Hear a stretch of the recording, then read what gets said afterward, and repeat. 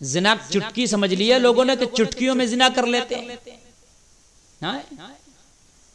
जिना को तो साथ लिए घूम रहा है। ये मोबाइल जो है ना जिना की पुड़िया बन गई है, जिना की पुड़िया।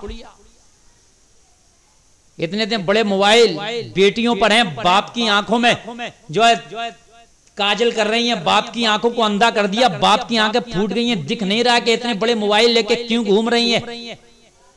दोस्तों के उसमें फ्रेंडशिप चल रही है, नंबर है, फेसबुक चला रही है, ट्विटर चला रही है, व्हाट्सएप चला रही है। जिना की पुड़िया तूने बेटी की जेब में डाल दी और फिर कहता फिरता दुआ कर दो बेटी बिगड़ गई। जालिम, ये जिना की पुड़िया को अपनी बेटी से छीन ले, क्या काम है?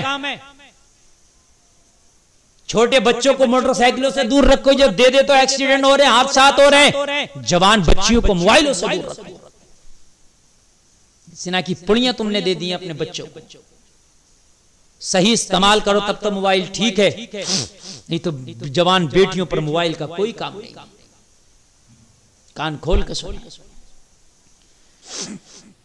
और कुछ लोगों को देखा गया कि रात रात भर फोन पर लगे हुए हैं और बात करने में ऐसे मुनाफिक हो जाते हैं, ऐसे हो जाते हैं कि पूरी पूरी रात फोन पर लगाकर गुजार देते हैं और फिर उसमें फोश कलामियां भी शुरू कर देते हैं।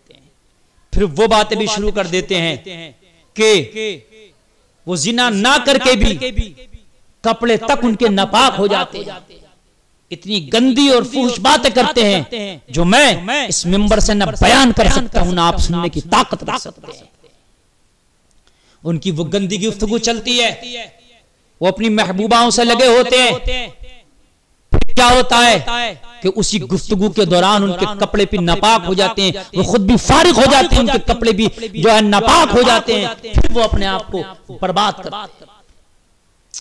वो फिर ऐसे ऐसे मर्जों में मुब्तला होते हैं लोगों कि जिनका कोई इलाज नहीं होता। उनका ऐसा मर्ज हो जाता है कि हर वक्त वो मादा जिससे बच्चे की नशोनुमा होती है, वो मादा ऐसा पतला पड़ जाता है इंसान का कि फिर वो खारिज होता रहता है, निकलता रहता। फिर दवाओं पर दवाओं करते हैं, इंसान ऐसे घुलता रहता, ऐसे घुलता रहता जैसे कि लकड़ी को दीमक खा जाती है, वो मादा निकलता रहता।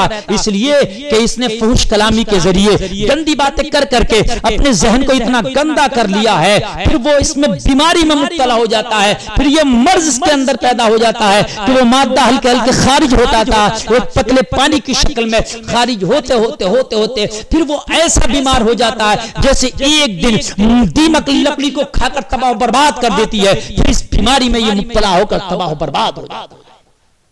न बीवी को खुश रख पाता है, न अपने आप को खुश रख पाता है, हमेशा चिड़चिड़ा मिजाज रहने लगता है इसका। अल्लाह लोगों, आखिरत में तो अजाब है ही, लेकिन दुनिया में भी इसका अजाब बहुत सख्त है, बहुत सख्त अजाब है। अपने दिलों को साफ करो, निगाहों को झुका के चलो। कहीं आप निकल रहे हैं, अगर किसी बेपर्दा औरत बेगैरत पर आपकी निगाह पड़ गई, फौरन झुका लो। जबरदस्ती करो अपने नफ्स के साथ। अल्लाह के रसूल सल्लल्लाहु अलैहि वसल्लम फरमाते हैं, मैदान जंग में तलवार चलाने से बड़ा जिहाद अपने नफ्स से जिहाद करना, अपने नफ्स से जिहाद। एक बार सहाबा जंग से वापस आ रहे, अल्लाह के रसूल ने फरमाया अब हम जिहाद असगर से जिहाद अकबर की तरफ पलट रहे हैं। यानी अब तक तो मैदान का जिहाद था जो तलवारों से कर रहे थे, लेकिन अब जो हम अपने घरों पर पलट रहे हैं, अब हमारे नफ्स से जिहाद है, जो ये जिहाद अकबर है। बहुत लड़ो अपने नफ्स से।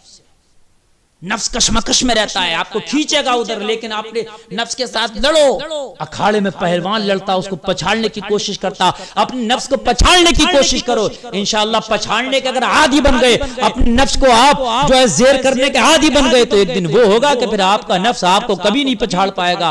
हमेशा आप अपने नफ्स से गालिब ही नजर आए। जिस चीज की बंदे की आदत पड़ जाती है, फिर उसका वो आदी हो जाता है। गलत काम हो या अच्छा काम, आदी बन जाओ अपने नफ्स को अपने नफ्स पर गलबा पाने के, अपने नफ्स को पछाड़ दो। अल्लाह ताला फिर तुम्हारी जिंदगी में खुशियां भर देगा, खुशियों के फूल भर देगा। अल्लाह ताला इन हराम कहानियों से हमें बचने की तौफीक अता फरमाए। वमा अलैना इल्लल बलाग।